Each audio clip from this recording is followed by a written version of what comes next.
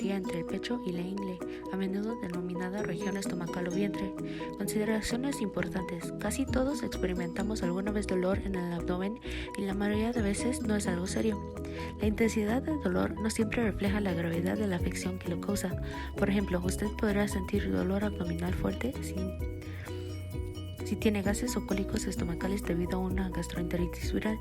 Sin embargo, afecciones mortales como el cáncer del colon o apendicitis precoz pueden causar solo un dolor leve o ningún tipo de dolor. La clasificación del dolor abdominal. Dolor generalizado. Este significa que usted lo siente en más de la mitad del abdomen. Este tipo de dolor es más típico en un virus estomacal, indigestión o gases. Si el dolor se vuelve más intenso, puede ser causado por un bloqueo de los intestinos. Dolor localizado. Se presenta en una sola zona del abdomen. Es más probable que este tipo de dolor sea un signo de un problema en un órgano como el apéndice, la vesícula biliar o el estómago. Dolor tipo calambre. La mayoría de veces este dolor no es grave y es más probable que se deba a gases y a distensión. Con frecuencia va seguido de diarrea. Los signos más preocupantes abarcan dolor que se presenta con más frecuencia, dura más de 24 horas o está acompañado de fiebre. Dolor tipo cólico. Este tipo de dolor viene en oleadas. Por lo regular empieza y acaba repetidamente y con frecuencia es intenso. Los cálculos renales y biliares son causas comunes de este tipo de dolor abdominal.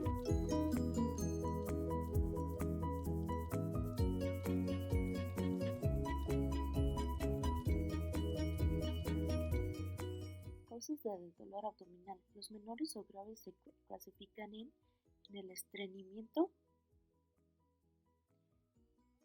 las alergias o intolerancia a lactosa o otros alimentos y cólicos renales. Las causas mayores o graves incluyen la apendicitis, la aneurisma aórtico abdominal, que es el abultamiento y debilitamiento de la arteria más importante del cuerpo, en este caso la aorta abdominal,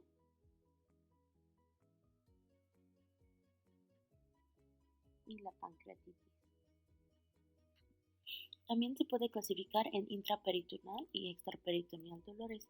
La intraperitoneal incluye todos los órganos que se encuentran adentro del peritoneo, por ejemplo el hígado, los intestinos delgados, el estómago, con otros.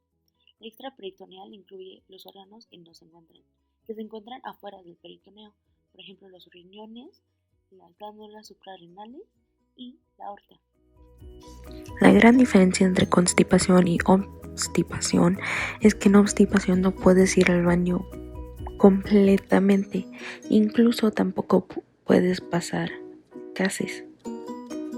Estás como totalmente obstruido o ida.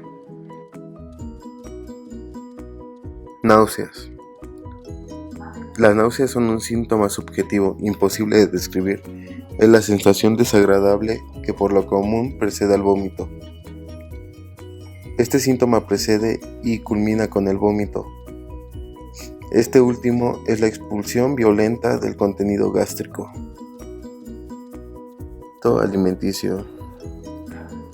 Vómito con alimentos sin digerir sugiere una patología de esófago como estenosis grave o divertículo de Schenker. Alimentos parcialmente digeridos luego de varias horas sugiere una gastroparesia o obstrucción pilórica. Vómito bilioso.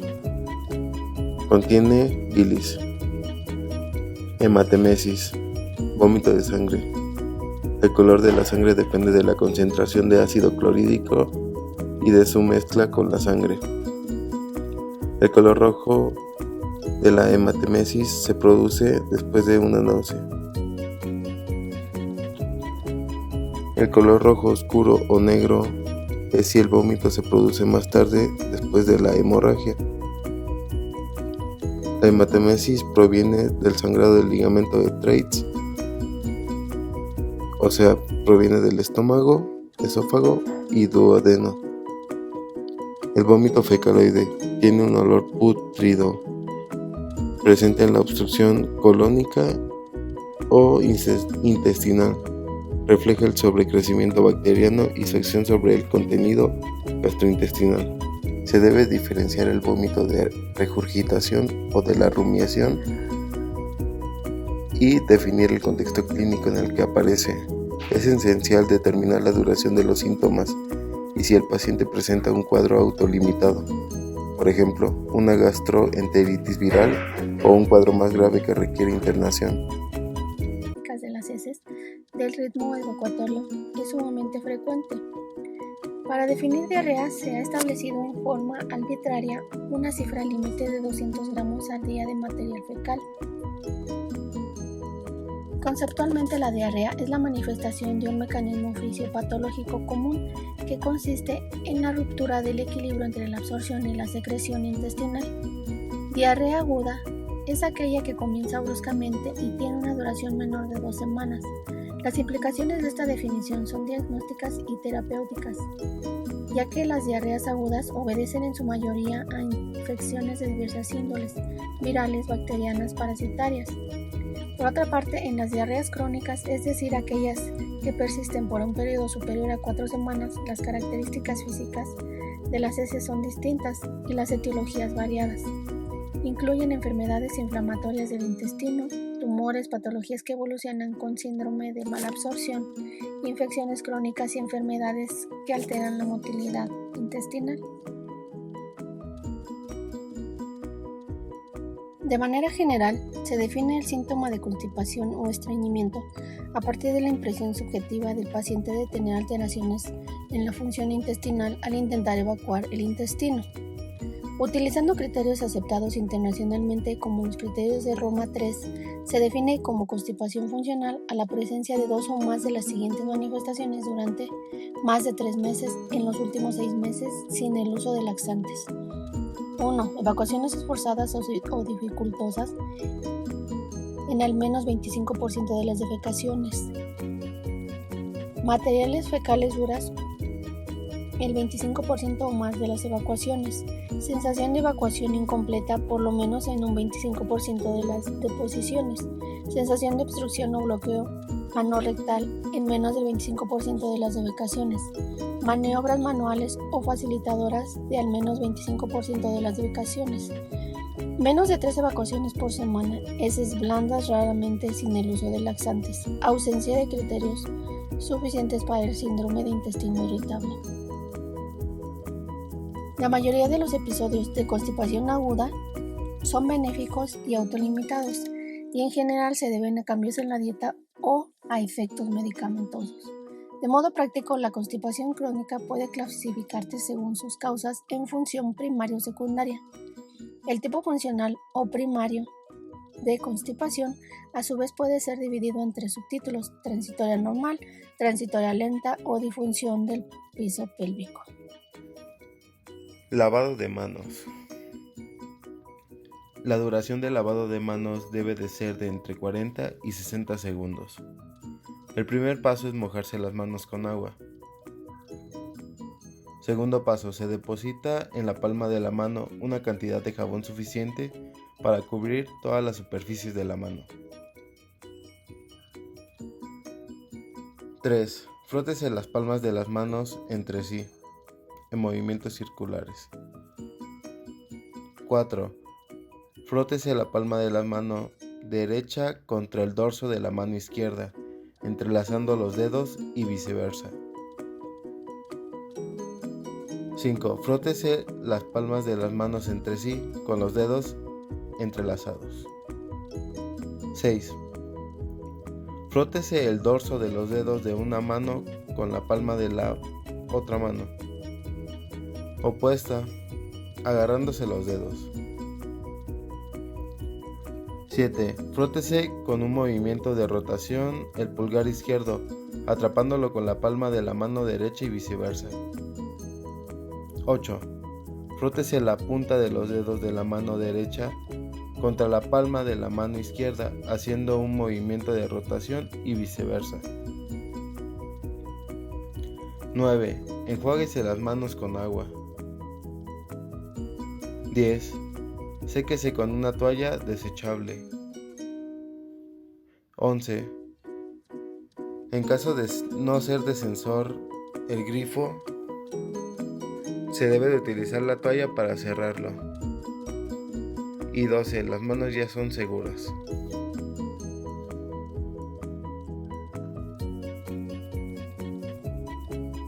Palpación para apendicitis. Signo de Bloomberg.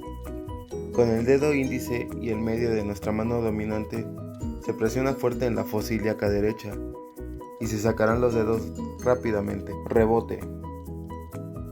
En este signo se le pide al paciente que hable y se realiza la maniobra anterior, es decir, se presiona fuertemente con el dedo índice y medio de nuestra mano dominante en la fosa ilíaca derecha y se sacan rápidamente los dedos. Irradiación. Se realiza una palpación profunda en la fosa ilíaca izquierda, lo cual da positivo si el paciente refleja dolor en la fosa ilíaca derecha. Psoas. Se toma por el tobillo la pierna derecha y con la mano sobrante se toma la pierna a la altura del músculo popliteo, con la cual nos apoyaremos para flexionar la pierna hacia el abdomen. Se rota la cadera hacia adentro y el talón hacia afuera. Obturador. Se realiza teniendo la pierna en posición de la maniobra del psoas, pero se realiza lo contrario. El tobillo se gira hacia adentro y la cadera hacia afuera. Se realiza trazando una línea imaginaria desde la espina ilíaca derecha hasta el ombligo. Esta línea se divide en 3 partes iguales. En la unión de los 2 tercios proximales al ombligo con el tercio distal se encuentra el punto de McBurney. Con el dedo índice y el medio se presiona en este punto. Talopercusión. Se le pide permiso al paciente para retirar el zapato derecho. Se toma la pierna y se levanta por el tobillo. Con la mano sobrante en puño se dan 2 golpes en el talón. Salto. El paciente debe de saltar en su lugar 2 veces, procurando caer y apoyando toda la planta del pie. Palpación de hígado, vaso y vesícula biliar. Para la palpación del hígado se utiliza la técnica bimanual. Se coloca la mano del dominante en el reborde costal derecho y la mano izquierda sobre la derecha. Se meten las manos debajo del reborde costal mientras el paciente inspira. A la inspiración se mete aún más el diafragma. Al descender empuja el hígado y es posible palpar el borde inferior. Coloca detrás del paciente del lado derecho y con la mano dominante engancho y la otra sobre esta. Se coloca en el reborde costal derecho y se hace lo mismo que en la técnica anterior. El paciente debe de inspirar y durante la inspiración se debe de meter más aún el gancho en el reborde costal derecho. Exploración de vaso. Se coloca del lado izquierdo del paciente y con la mano derecha se levanta el vaso a nivel de la 9ª a 11ª costilla. Con la mano izquierda vertical se mete en el reborde costal en la inspiración y en la inspiración se palpa el vaso. Signo de Murphy. Se traza una línea imaginaria en la línea media clavicular derecha y cuando se cruza con el reborde costal, ahí se presiona con 2 dedos profundamente y si causa dolor, el signo es positivo a colecistitis. Percusión. Se debe de percibir ruidos timpánicos dados por los gases del intestino. Si se percibe el ruido mate, indica la ruptura del apéndice. Solo se debe de escuchar el ruido mate o submate en el área del hígado, que es el hipercondio derecho. Y la percusión se debe de hacer en forma de una C para comparar los cuadros abdominales. La historia clínica es muy importante porque ayuda a un médico a redactar y llegar a un diagnóstico. Es muy importante en términos de saber los datos personales de cada paciente. Por ejemplo, en términos de antecedentes heredofamiliares, es muy importante saber si algún familiar del paciente tuvo una enfermedad en términos de cáncer de colon, gastritis o cualquier enfermedad que se pasa genéticamente. De igual manera, es muy importante saber los antecedentes personales patológicos.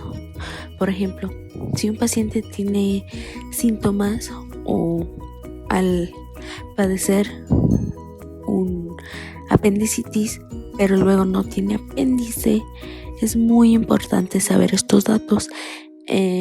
Igual, en el mismo saber si es intolerante a lactosa o a algún alimento que podrá alterar el proceso digestivo. Igual es importante saber los antecedentes personales no patológicos en términos de saber los hábitos del paciente y saber su alimentación. En este caso, en el aparato gastrointestinal, es muy importante saber qué consume el paciente y cuánto agua consume. De igual manera, en términos de la semiología, igual es muy importante para poder redactar cada síntoma que padece el paciente, para igual ayudar a llegar al diagnóstico adecuado.